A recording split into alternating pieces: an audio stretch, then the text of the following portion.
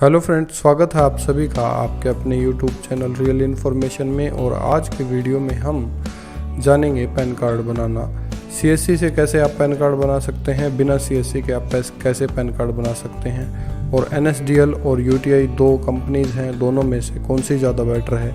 इन सभी सवालों के जवाब आपको इस वीडियो के माध्यम से मिल जाएंगे, तो वीडियो को शुरू से एंड तक ज़रूर देखिएगा।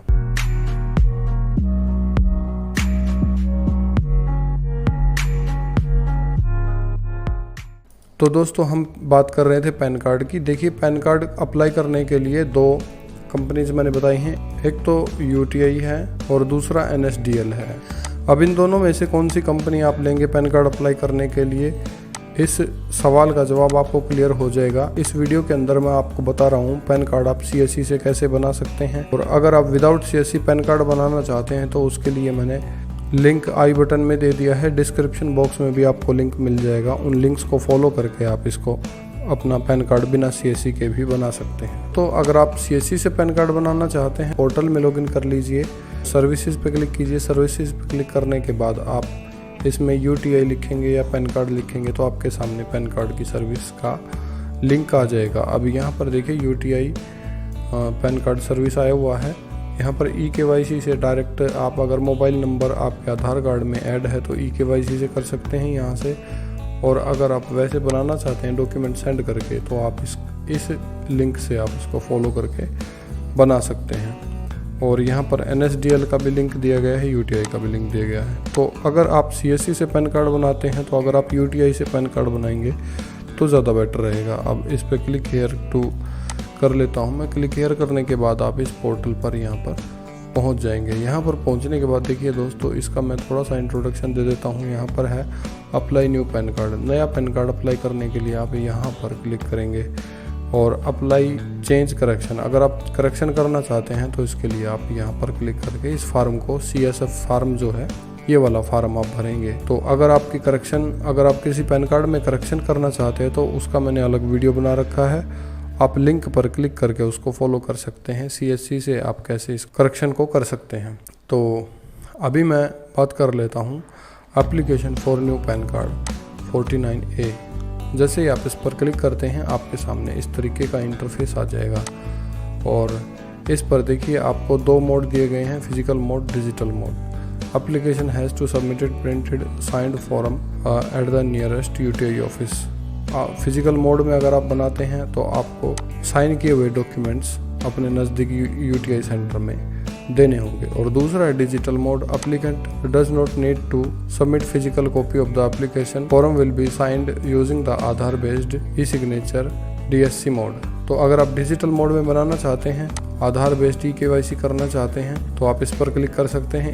इसको आप तभी अप्लाई कर सकते हैं जब आपके आधार कार्ड में आपका मोबाइल नंबर ऐड होगा। तो अभी हम फिजिकल मोड की बात कर लेते हैं। फिजिकल मोड में मैं अप्लाई कर लेता हूं। सबसे पहले इसमें आपको सेलेक्ट करना है एप्लीकेंट स्टेटस। अगर आपका इनमें से कोई स्पेसिफिक अलग से कोई स्टेटस है तो उसको सेलेक्ट कर लीजिए, अदरवाइज आप इंडिविजुअल सेलेक्ट करके भर सकते हैं। अब देखिए PAN card mode. PAN card आपको किस तरीके से आपको चाहिए, both physical and e PAN. E PAN आपकी ईमेल पर आ जाता है और फिजिकल पेन आपके घर पर आता है बाई डाक। और दूसरा है ई पेन ओनली, आपकी ईमेल पर आएगा, आपके पास फिजिकल पेन नहीं आएगा। इनमें डिफरेंस क्या है वो देख लेते हैं।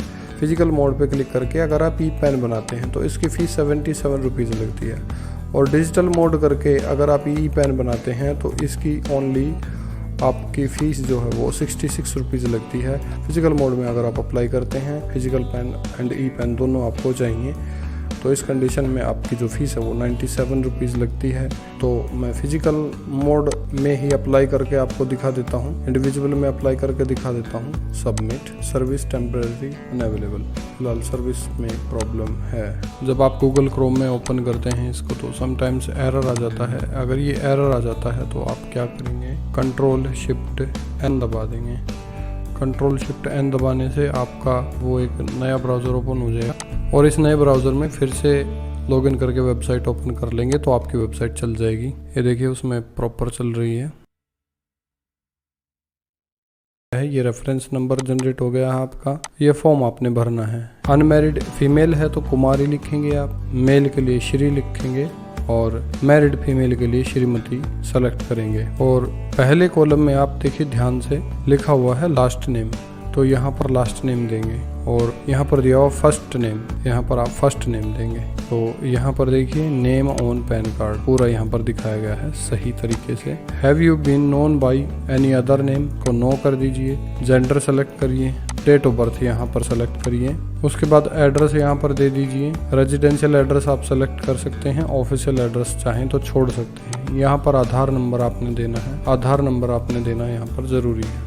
2 बार आपसे आधार नंबर मांगेगा, दोनों बार आपने आधार नंबर देना है। उसके बाद नेम एज पर आधार कार्ड, और आधार कार्ड में कैंडिडेट का नाम क्या है। उसके बाद नेक्स्ट कर दीजिए। जैसे आप नेक्स्ट करते हैं उसके बाद आपसे डॉक्यूमेंट्स डिटेल मांगेगा। अब डॉक्यूमेंट्स में आप क्या क्या दे सकते हैं। Which of these documents are you submitting as an identity proof. Identity proof के लिए आप ये डॉक्यूमेंट्स यहाँ पर जो दिए हुए हैं इन डॉक्यूमेंट्स में से कोई भी डॉक्यूमेंट आप सेलेक्ट कर सकते हैं। फॉर एग्जाम्पल अगर आप आधार भी सेलेक्ट कर सकते हैं। Which of these document are submitted as address proof. Address proof के लिए ये डॉक्यूमेंट्स आप लगा सकते हैं।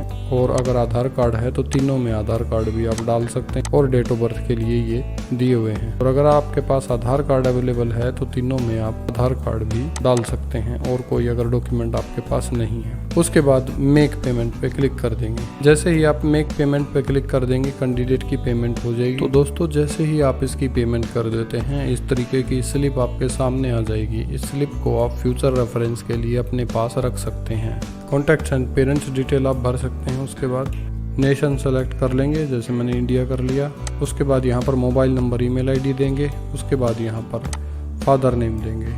इंडिविजुअल एप्लीकेंट के लिए पेरेंट्स डिटेल आपने देनी है। Whether mother is a single parent and you wish to apply PAN card furnishing the name of your mother only. Single parent mother ही है, मतलब फादर नहीं है, तो आप इस यस पर क्लिक करेंगे। और अगर आपके फादर हैं और अपना पैन कार्ड के ऊपर फादर का नेम प्रिंट कराना चाहते हैं तो इस पर नो पे क्लिक कर देंगे। और यहाँ पर फादर नेम आप अपना डाल देंगे। पहले वैसे ही नाम आपने डालना है, पहले लास्ट नेम डालना है और फिर फर्स्ट नेम डालना है। और मदर नेम को आप छोड़ सकते हैं, यहाँ पर फादर नेम सेलेक्ट रहने दीजिए। अगर आप यहाँ पर यस करते हैं तो मदर नेम डालना ज़रूरी है और यहाँ पर फादर के बजाय मदर आप सेलेक्ट करके नेक्स्ट करेंगे। उसके बाद एड्रेस डिटेल आ जाती है। एड्रेस डिटेल में आप अपने घर का एड्रेस दे देंगे और पिन कोड दे देंगे। ऑफिस एड्रेस हमने छोड़ दिया था इसलिए ऑफिस एड्रेस को आप छोड़ सकते हैं। उसके बाद आपने यहाँ पर सोर्स ऑफ इनकम देने हैं, इसमें नो इनकम कर दीजिए, कोई दिक्कत नहीं है। उसके बाद नेक्स्ट स्टेप कर दीजिए। उसके बाद है please check AO code against details. अब जो एओ कोड है वो ऑटोमेटिकली फिल होकर आ जाएंगे जो डिटेल्स आपने दी हैं उसके आधार पर। अभी रिप्रेजेंटेटिव एसएससीज एड्रेस डिटेल। अगर आपका कैंडिडेट माइनर है जिसकी उम्र 18 साल से कम है तो उस कंडीशन में आपने ये कॉलम भरने हैं। पेरेंट्स की तरफ से आप भरेंगे इन कॉलम को तो इसमें पेरेंट्स की डिटेल आप डाल सकते हैं। उसके बाद यहाँ पर हिमसेल्फ कर दीजिए और वेरिफिकेशन प्लेस का नाम डाल दीजिए एंड नेक्स्ट कर दीजिए। और अब आपसे देखिए वो जो डॉक्यूमेंट्स आपने सेलेक्ट करे थे वो वेरीफाई करा रहा है। यहाँ पर applicant photo and signature file के बारे में स्कैनिंग स्पेसिफिकेशन नीचे दे रखी हैं। आपने फोटो एंड सिग्नेचर कैसे स्कैन करने हैं मैं आपको दिखा भी देता हूँ। फोटो स्कैनिंग 300 DPI में आपने फोटो को स्कैन करना है और 213 पिक्सल में उसको सेव करना है और 30 KB से फाइल आपकी कम होनी चाहिए। और सिग्नेचर 600 DPI में ब्लैक एंड व्हाइट होना चाहिए और 60 KB से कम होना चाहिए। तो ये स्कैनिंग स्पेसिफिकेशंस थे। इन स्पेसिफिकेशंस के आधार पर आप अपने जो कैंडिडेट है उसके फोटो एंड सिग्नेचर स्कैन कर लेंगे और फॉर्म को सबमिट कर देंगे। और मान लीजिए किसी पॉइंट ऑफ टाइम पर आपकी एप्लीकेशन है वो आपसे मिस हो जाती है और आप प्रिंट आउट नहीं निकाल पाते तो आप यहाँ पर डैशबोर्ड में जाइए। डैशबोर्ड 49A के जो फॉर्म हैं वो आपको यहाँ पर मिलेंगे। आप अपना ईयर सेलेक्ट कीजिए जब भी आपने अप्लाई किया था और यहाँ पर ऑनलाइन जो अप्लाई करी हैं वो सारी की सारी एप्लीकेशंस आपके सामने आ जाएंगी और यहाँ से आपको उसका एप्लीकेशन नंबर मिल जाएगा। यहाँ से उसका स्टेटस भी मिल जाएगा और एप्लीकेशन नंबर भी मिल जाएगा। जैसे ये वाला है एप्लीकेशन, मान लीजिए मैं इसको निकालना चाहता हूँ तो यहाँ से एक्नॉलेजमेंट रिसिप्ट पे आप क्लिक करके उसका एक्नॉलेजमेंट निकाल सकते हैं। डाउनलोड PDF फॉर्म पे क्लिक करेंगे आप तो देखिए एप्लीकेशन फॉर्म आपके सामने इस तरीके से आ जाएगा। इसको आपने देखिए एक फ़ोटो तो कैंडिडेट का यहाँ पर लगाना है और एक फ़ोटो आपने कैंडिडेट का यहाँ पर लगाना है। यहाँ पर जो फ़ोटो है उस पर आपने क्रॉस सिग्नेचर कराना है, आधा फ़ोटो पर आधा कागज़ पर, और यहाँ पर आपने इस बॉक्स के अंदर सिग्नेचर कराना है। यहाँ पर नीचे जो कॉलम दिया गया है, इस कॉलम के अंदर इसमें आप सिग्नेचर कराएंगे।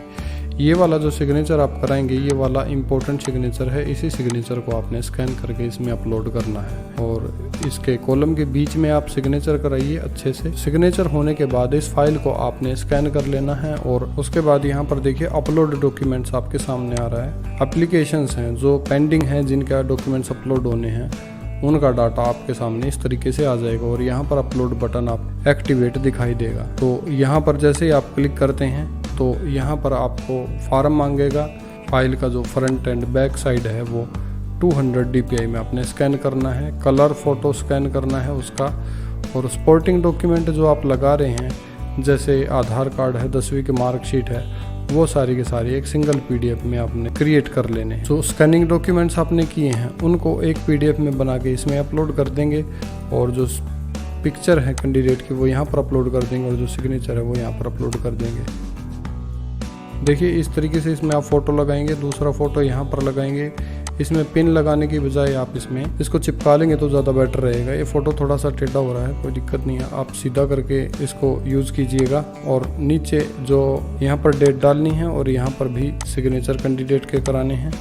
उसके बाद कैंडिडेट का आधार कार्ड आपने स्कैन करना है या और कोई सपोर्टिंग डॉक्यूमेंट आप लगाना चाहते हैं तो वो आपने स्कैन करना है। और जैसे ये फाइलें स्कैन हो जाती हैं आपकी, इस तरीके से उसका एक PDF बना लीजिए। पिक्चर को रिसाइज करने के लिए दोस्तों पिक्चर पे राइट क्लिक कीजिए और पेंट में ले जाइए। पेंट में ले जाके इजीली आप इसको रिसाइज कर सकते हैं। रिसाइज करने के लिए रिसाइज पर क्लिक करेंगे आप और यहाँ पर पिक्सल पे क्लिक करेंगे और पिक्सल पे क्लिक करने के बाद मेंटेन एस्पेक्ट रेशियो को हटा देंगे और इनमें दोनों में 213 का स्पेसिफिकेशन दे देंगे। 213 पिक्सल और ओके कर देंगे।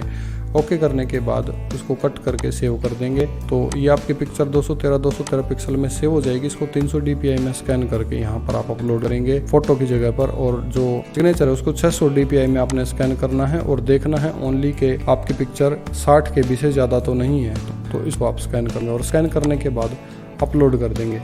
तो ये मैं एग्जांपल ले रहा था, अभी ओरिजिनल डॉक्यूमेंट्स मैंने उस प्रोफाइल के अपलोड नहीं किए हैं। डॉक्यूमेंट सबमिट होने के बाद आप उसका जो स्टेटस है वो यहाँ पर देख सकते हैं। स्टेटस दिखा देगा कि कौन सी एप्लीकेशन आपकी पे ऑब्जेक्शन लगा हुआ है। इसको आप ध्यान से देख लीजिए। ये क्वेश्चन भी बार बार पूछा जाता है। इस तरीके से जिस एप्लीकेशन पर विदहेल्ड फॉर द प्रोसेसिंग आ जाता है उसका क्या करेंगे आप, तो उसका देखिए जिस एप्लीकेशन पे ये आ जाता है उसका यहाँ पर जो ऑब्जेक्शन का रीज़न है वो आप ध्यान से पढ़िए और उस ऑब्जेक्शन के रीज़न को जैसे दूर करके अपनी एप्लीकेशन को दोबारा से सबमिट कर देंगे आप, तो आपकी जो एप्लीकेशन है वो प्रोसेस हो जाएगी। ऑब्जेक्शन आ गया है तो ऑब्जेक्शन के और भी रीजंस हो सकते हैं। अगर आपको इस तरीके की कोई प्रॉब्लम फेस हो रही है तो आप उसके लिए मुझे कमेंट करके पूछ सकते हैं। I will help you my best. जब आपका कार्ड डिस्पैच हो जाता है तो कार्ड को इस तरीके से आप देख सकते हैं। यहाँ पर देखिए आपका कार्ड नंबर दिखाया गया है।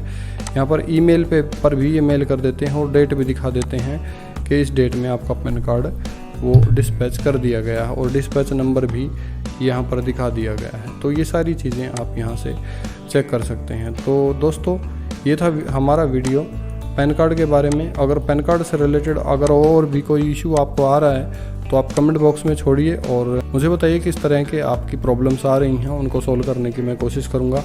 और अगर चैनल पर पहली बार आए हैं तो चैनल को सब्सक्राइब कर लीजिए, लाइक कीजिए, वीडियो को शेयर कीजिए दोस्तों के साथ। Thank you.